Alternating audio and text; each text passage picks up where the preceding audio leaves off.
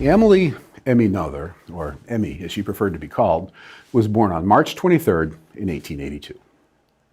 Her dad was a professor of mathematics at the University of Erlangen in Bavaria, and as a young girl, she trained in languages. By age 18, she had mastered French and English well enough to be certified to teach them. But rather than pursuing an instructional position, she decided to enter the University of Erlangen, where she studied mathematics. And it's because of this choice that we now know of Noether's theorem, which is perhaps one of the most interesting insights discovered at the intersections of mathematics and physics of the last century or so. That's a huge claim, and others might argue, but there's no question that the impact has been huge. So what is Noether's theorem? It's an insight that connects mathematical symmetries and conservation laws in physics.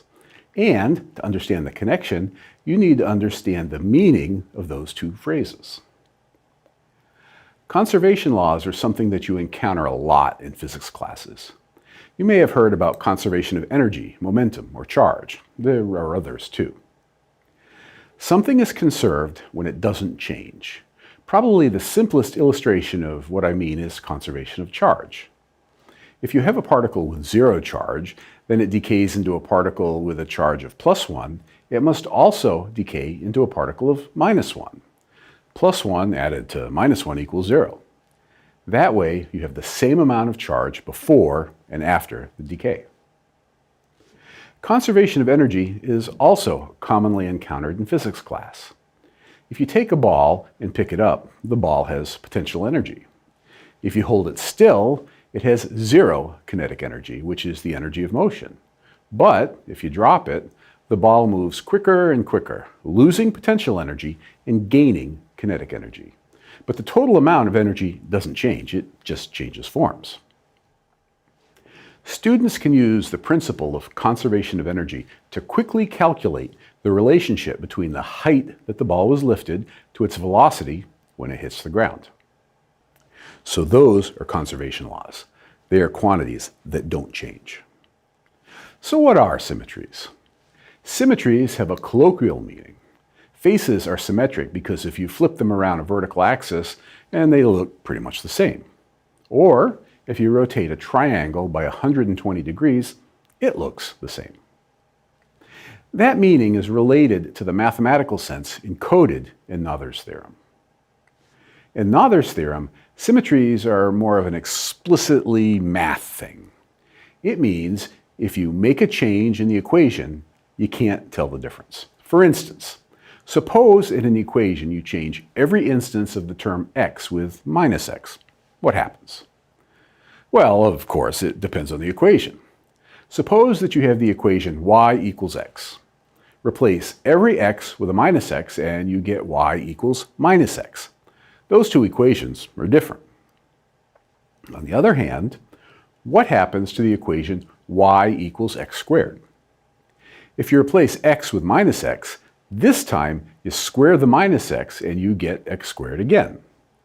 This particular equation doesn't change under the replacement of x with -x. We then say that the equation is symmetric under changing x with -x. When we say the phrase replacing x with -x, what does that really mean? It means that you're swapping the direction of the x-axis. That's because what used to be positive is negative and vice versa. Since the arrow of the axis points in the positive direction, that's like swapping left and right.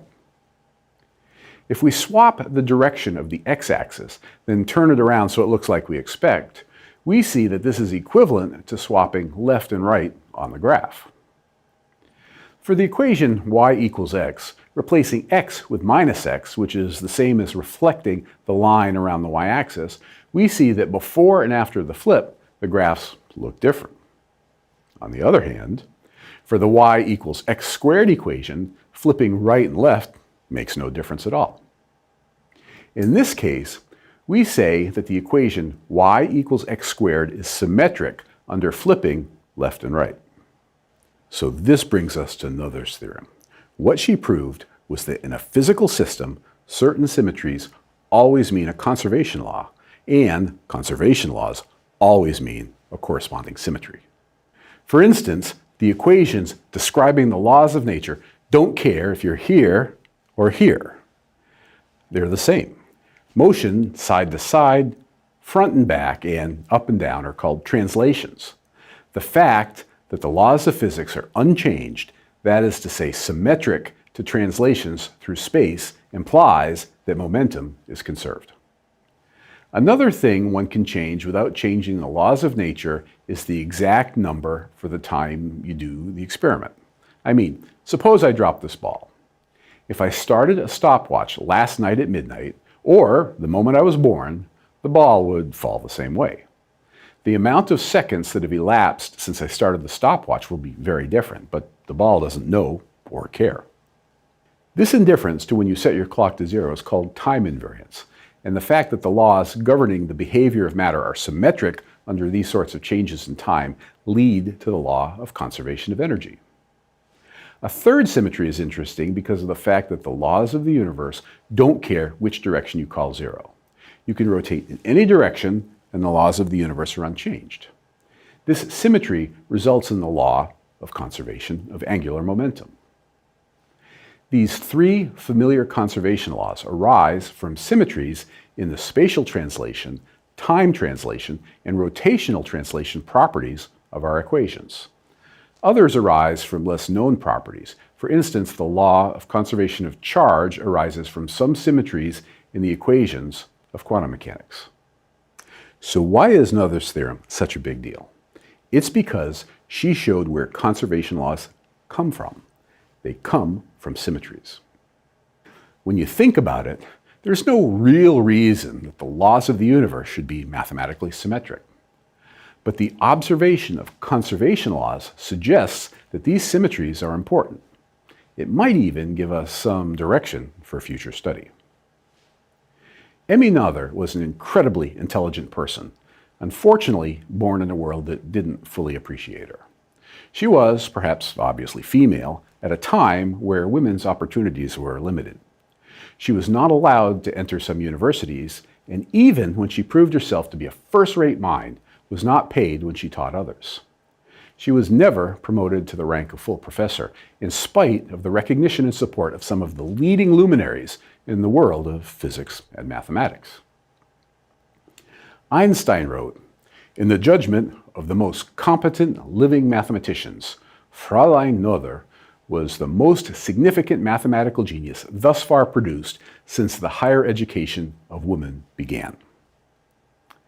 David Hilbert, who was a famous mathematician at the time, wanted Noether to be given the rank of private docent, which would entitle her to be paid to teach at the university level. When some of his colleagues objected on the basis of her gender, he responded by saying roughly, "We should invite her to join. This is a faculty, not a locker room." Noether was finally accorded some status at the University of Göttingen, where she encountered further obstacles. It was just in time for the rise of Nazism in Germany. As a person of Jewish heritage, she was expelled from the university and left the country. She found a position at Bryn Mawr University, just outside of Philadelphia, and she occasionally lectured at Princeton. Unfortunately, her life was cut short soon after she arrived in the US, when she died from a fever that struck her after surgery to remove a tumor. Emmy Noether's contribution to humanities knowledge was much broader than her eponymous theorem. She really was a genius, and she made many contributions to mathematical theory. But in physics, it is Noether's theorem for which she's known. For any of a particular class of symmetries, there is a conservation law. Her theorem is relevant to modern-day searches for new physics. One of the most popular ideas for extending our current understanding of the laws of physics involves an idea called supersymmetry. And supersymmetry, if it's real of course, has a conserved quantity. Finding that conserved quantity is one of the ways we'll know that we find supersymmetry when we see it. Well, if we see it. Emmy Noether really is an unsung historical hero of math and science, deserving of more recognition even today. So let's do it. Get a book on her life and accomplishments and read up on them. She really was pretty awesome. If you liked hearing about her story and accomplishments, or simply think that Noether's theorem is one of the coolest things ever, be sure to like, subscribe, and share. Others should hear about her. She was super smart, so I'm sure she'd agree with me when I say, remember, physics is everything.